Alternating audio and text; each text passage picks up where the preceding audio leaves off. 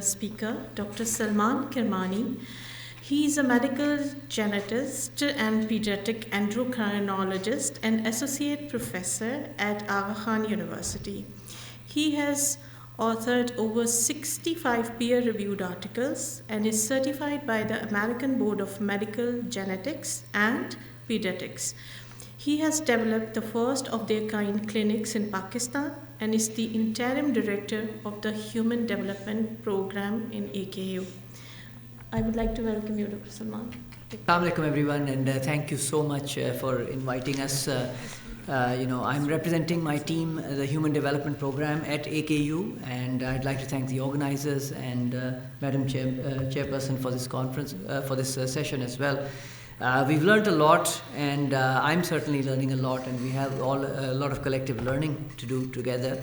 I've been asked to specifically talk about the flood support and the flood relief that AIOU was part of, and the challenges that we faced, and I'm going to run you through that journey. And I'm the first to admit that providing ECD care during that emergency was probably the most challenging, and we probably fell short of our goals, and we probably could have done a much better job. But I think I speak for a lot of people that in that kind of crisis and stress, we all try our best. So I'll just run you through that journey. Our chancellor has made it very clear at the outset that we have to be socially relevant, whatever work we do. And I think all of you, all of the experts, all of the people in the audience know that very well, and you've chosen ECD as your calling because it is one of the most socially relevant investments in time and effort. When the floods hit us and it was an emergency situation, the whole nation responded. I think that's one of the heartening things about Pakistan, that we run from one emergency to the other. So the state of emergency thus is constant. And that is the biggest challenge, that how do you keep your eye on one emergency while the other one rears its ugly head.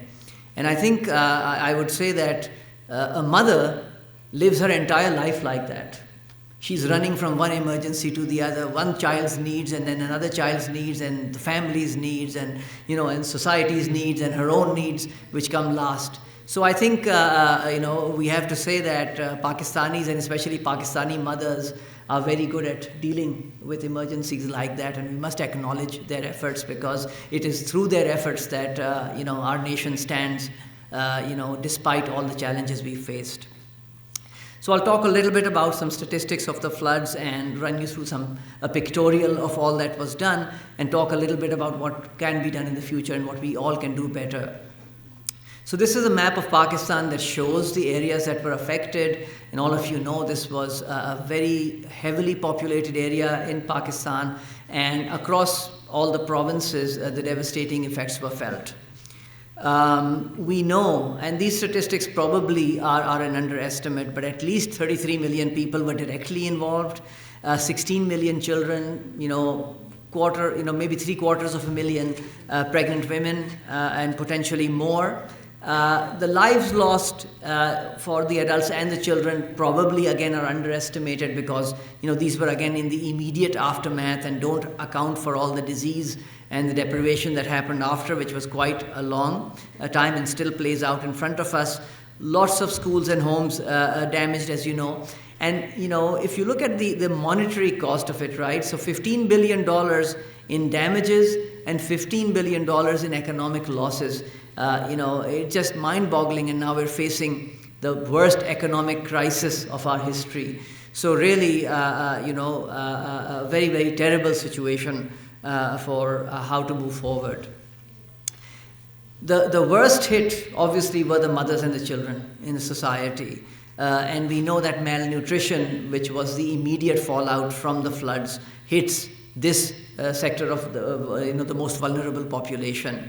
The pregnant and lactating women suffered a lot, and a lot of interventions were targeted towards this group as well. The poor sanitation and all of the other challenges that came with it came with a lot of diseases that made it very, very challenging, that even if you provided the nutrition, you needed to actually provide medical care along with it to deal with that disease and so forth. Routine immunizations, which we always are struggling with, were further hampered. So you can kind of really tell that, in the background of a large emergency, we had a new emergency that did us in. And on top of all of that, on top of all of the things that immediately can be seen by the naked eye, was the underlying cognitive and social and emotional deprivation that still happens today. And I think that is sort of the unseen, end of the pandemic, or as they call it, the end of the iceberg below the surface that you have to really dig down deep to see. This was, just a few pictures that our team was able to take. You've seen lots of images, lots of videos. Nothing is enough. I think people on the ground can, attest to the devastation that happened. And, the good thing was, though, just like when the earthquake hit us in 2005, people responded, whether it was through, ground transport, through personal transport, through animal transport. People tried to get to the areas, tried to provide aid as much as possible. This was part of AIOU's response, and I think we touched just a few districts. But the good thing was there was partnership, there was coordination.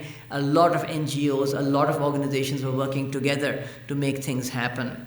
Our main footprint in the relief efforts was in Sindh and KP, but we did have some presence in Balochistan and Punjab as well. The key services were mainly centered around health. And you can see, because we that was the immediate need. A lot of the interruption that happened needed to be targeted and so forth, tried to support the women, especially the mothers, so that they could take better care of their children and their families. A lot of health camps were set up. You've seen lots of images like this, and when disaster strikes, this is what people do. But specifically with regards to ECD efforts and so forth, again, I think we fell short. We need to do a lot more. You can see, primarily women were seen at these camps. Women brought their children. They were responsible for the healthcare needs of the family. So we provided support to them to make sure that we took care of all their health needs. Most of our healthcare providers were women as well, so that was very much needed in the field, as all of you know. And by this effort, at least the interruption in healthcare that was done was prevented, as much as possible. We also felt that capacity development of healthcare providers in this, disaster relief effort was very much needed, because, this needs to be taught. This is typically not taught in medical schools. This is not, taught formally in residency programs, for example. So a lot of efforts were done to train people so that they could respond. But like I said, specific training from an ECD perspective probably didn't happen. And, we didn't have enough people with ECD background to provide those needs. And I think that's really what's needed.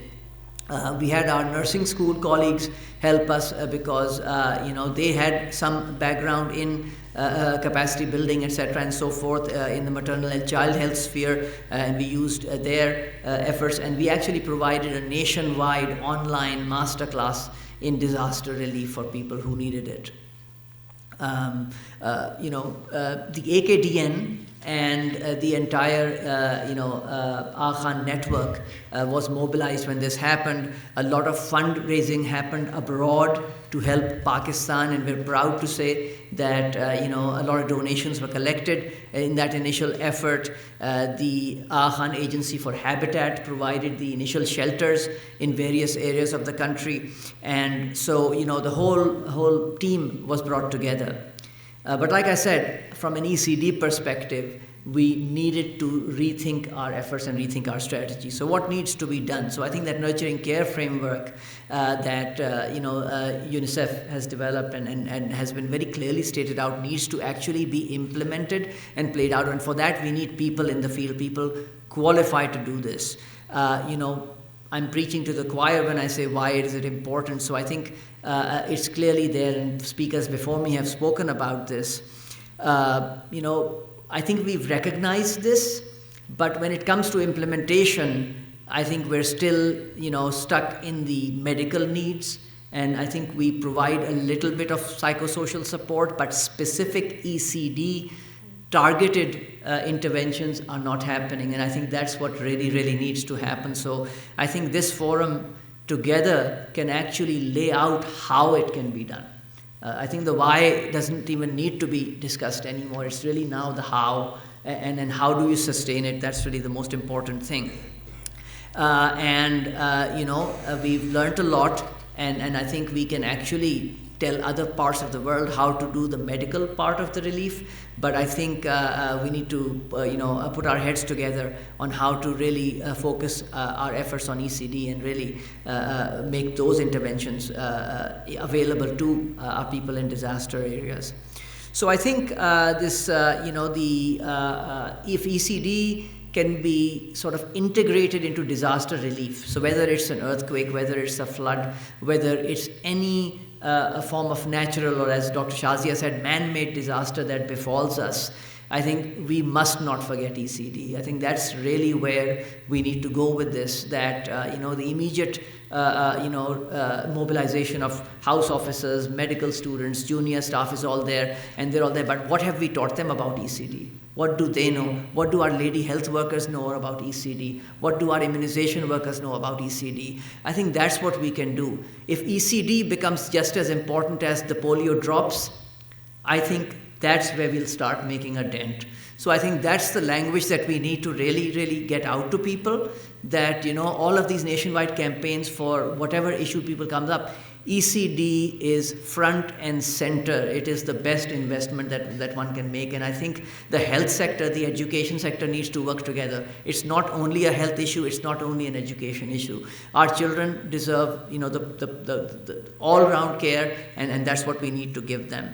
So with that, I think, like I said, I am not personally from an ECD background, but I have learned a tremendous amount from all of you. And all of you are people who've grown up in Pakistan, who've helped the nation get to where it is. So I think we look to you. Everyone in their own position is there to support you. Let's make ECD the most important thing that we do. Thank you very much. And great question. Thank you.